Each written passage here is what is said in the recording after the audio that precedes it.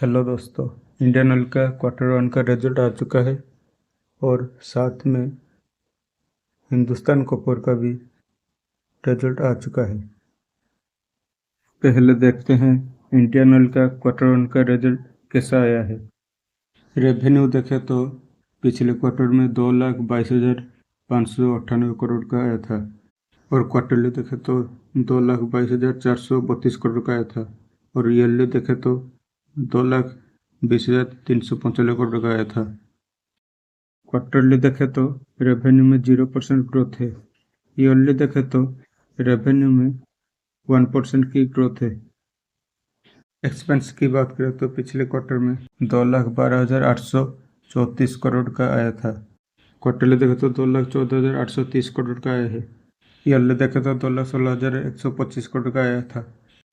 Quarterly देखें तो खर्चे 1% ज़्यादा है और ईयरली देखें तो खर्चे 1% कम है।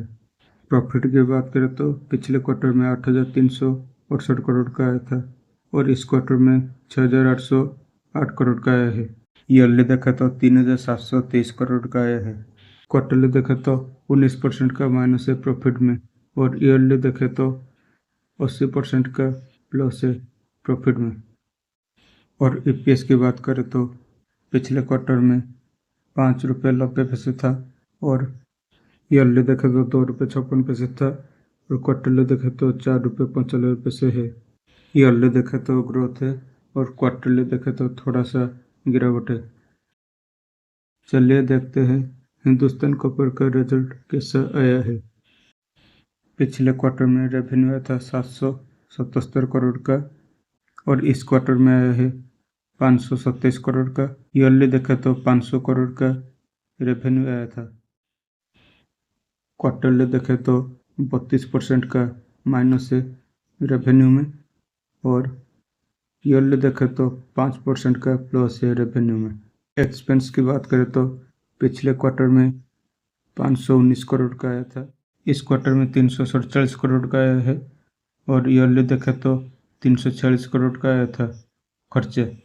क्वार्टरली देखे तो 33% का गिरावट है खर्चे में और ईयरली देखे तो 0% गिरावट है खर्चे में।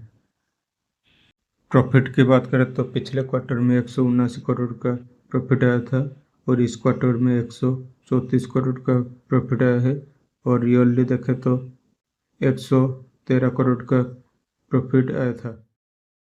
क्वार्टरली देखे तो 30% की गिरावट है प्रॉफिट में और ईयरली देखे तो 18% का प्लस है प्रॉफिट में। EPS की बात करें तो पिछले क्वार्टर में 1 रुपये 94 पैसे था और ईयरली देखे तो 1 रुपये 17 पैसे था और इस क्वार्टर में 1 रुपये 39 पैसे है। क्वार्टरली देखे तो गिरावट है और ईयरली देखे तो प्रॉफिट है। ऐसी इन्फॉर्मेटिव वीडियो देखने के लिए चैनल को सब्सक्राइब कीजिए। धन्यवाद।